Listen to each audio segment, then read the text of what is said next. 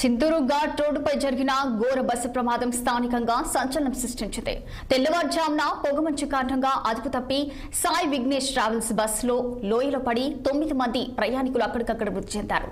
మృతుల్లో 5 మంది మహిళలు, 4 మంది పురుషులున్నారు. మరో 26 మంది తీవ్రంగా గాయపడ్డారు. క్షతగాత్రులు వెంటనే చిత్తూరు ఏరియా ఆసుపత్రికి తరలించారు. అయితే ఇద్దరు సురక్షితంగా ఉన్నారని అధికారులు తెలిపారు. ఈ ప్రమాదంలో మృతి చెందిన ప్రయాణికులు చిత్తూరు, తిరుపతి ప్రాంతాలకు చెందిన వారిగా అధికారులు గుర్తించారు. ఈ ఘటనపై ఎమ్మెల్యే మారియా శిరీషాదేవి తీవ్ర దిగ్భ్రాంతి వ్యక్తం చేశారు. క్షతగాత్రులను ఆసుపత్రిలో పరామర్శిస్తూ పరిస్థితిని పరిశీలిస్తున్నారు. ఇక ఇదే అంశంపై మరింత సమాచారం మా కాకినాడ ప్రతినిధి దురాని అందిస్తారు. సీతారామరాజు జిల్లా చింతూరు ఘాట్ రోడ్ లో జరిగిన బస్సు ప్రమాద ఘటన చాలా తీవ్రంగా కలిసివేసే అంశమే. సుమారు 9 మంది మృతదేహాలను ఇప్పటికీ ఆసుపత్రికి తరలించారు. 10 మంది మృతి చెందినట్టుగా చెప్తున్నప్పటికీ లెక్కల ప్రకారం అయితే వాళ్ళ దగ్గర ఉన్న లిస్ట్ లో 10 మంది పేర్లు చెప్తున్నప్పటికీ 9 మృతదేహాలు మాత్రం ఆసుపత్రికి తరలించారు.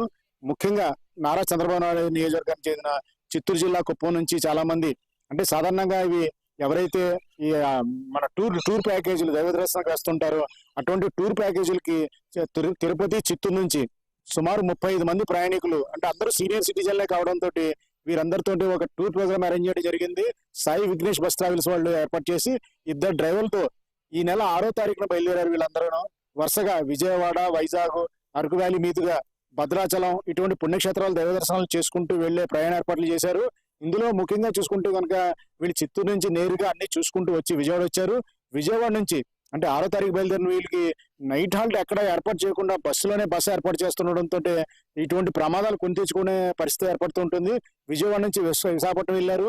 సింహాచల దర్శనం అనంతరం అరకు వ్యాలీ వెళ్లారు. అరకు వ్యాలీ తర్వాత రాత్రి బయలుదేరి వీళ్ళు భద్రాచలం వైపు వెళ్లే ప్రయత్నం చేశారు. అందులో ముఖ్యంగా వీళ్ళు ముందుగా బయలుదేరి భద్రాచలం వైపు నుంచి రంపచోడవరం బయలుదేరారు. రంపచోడవరం నుంచి మారేడుమిల్లి, చింతూరు మీదుగా భద్రాచలం చేరుకోవాలని ప్రయాణం చేశారు.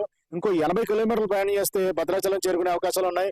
అయితే రాత్రి పూట ప్రయాణం, అది కాకుండా ముఖ్యంగా విపరీతమైన పొగమంచు, ఘాట్ రోడ్డు, మలుపులు విపరీతంగా ఎత్తుగా ఉండడం, ఈ వీళ్ళు వస్తున్న దారి కూడా చాలా అనేక మలుపులతో ఉన్నప్పటికీ, అంటే డ్రైవర్లు అనుభవజ్ఞులని చెప్తున్నప్పటికీ 2 డ్రైవర్లు ఉన్నారు. 2 పక్కనే ఉన్నప్పటికీ ఒకరు స్టీరింగ్ వైఫల్యం చెందిందంటే ఒకరు బ్రేక్ వైఫల్యం ఉన్నారు.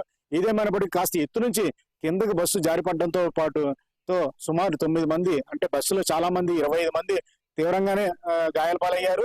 9 మంది మృతి చెందినట్టుగా స్థానికులు చెప్తున్నప్పటికీ లిస్టులో అయితే కనుక 10 పేర్లు కనిపిస్తున్నాయి. ఈ దుర్ఘటనపై ముఖ్యమంత్రి నారా చంద్రబాబు నాయుడు ఇప్పటికే తీవ్ర దిగ్భ్రాంతి వ్యక్తం చేశారు. వైజాగ్ పర్యటనలో ఉన్నప్పటికీ హోంమంత్రి అనితను పరామర్శించి పరిస్థితులు తెలుసుకుని రమ్మని చెప్పేసి ఆదేశాలు జారీ చేశారు. అలాగే ఉప ముఖ్యమంత్రి పవన్ కళ్యాణ్ కార్యాలయం నుంచి కూడా దీనిపైన ఒక ప్రెస్ నోట్ రిలీజ్ చేశారు. ఈ దుర్ఘటన చాలా బాధాకరం అంటూ. సుమారు ఈ 30 మంది ప్రయాణిస్తున్న ఈ దైవ దర్శనాల క్షేత్రాల పర్యటనలు చాలా మంది ఏర్పాటు చేస్తున్నప్పటికీ కనీస జాగ్రత్త పాటించట్లేదు.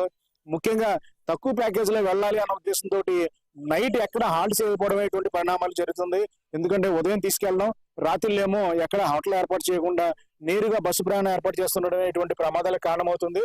ఈ రాష్ట్రంలో ఇటీవల కాలంలో చాలా ప్రమాద ఘటనలు జరుగుతున్నాయి. బస్సు ప్రమాదాలు ముఖ్యంగా ఇటువంటిలో చాలా మంది మృతులు కూడా కనిపిస్తున్నారు. ఇటువంటి కోవలోనే చూసుకుంటే కనుక దైవ దర్శనానికి వెళ్ళి కేవలం 80 కిలోమీటర్ల దూరం ఉండగా మాత్రం ఇంతమంది, ముఖ్యంగా 9 మందిలో 5 పురుషులు, 4 మహిళలు ఉండడం చాలా విచారకరం. మొత్తంగా చూసుకుంటే కనుక ఈ ప్రమాద ఘటన మాత్రం తీవ్రంగా కలిసివేసే అంశంగా చెప్పుకోవాలి. అల్లూరు సీతారామరాజు జిల్లా చింతూరు ఘాట్ రోడ్ లో జరిగిన బస్సు ప్రమాద ఘటన చాలా తీవ్రంగా కలిసివేసే అంశమే. సుమారు 9 మంది మృతదేహాలను ఇప్పటికీ ఆసుపత్రికి తరలించారు. 10 మంది మృతి చెందినట్టుగా చెప్తున్నప్పటికీ లెక్కల ప్రకారం అయితే వాళ్ళ దగ్గర ఉన్న లిస్ట్ లో 10 మంది పేర్లు చెప్తున్నప్పటికీ 9 మృతదేహాలు మాత్రం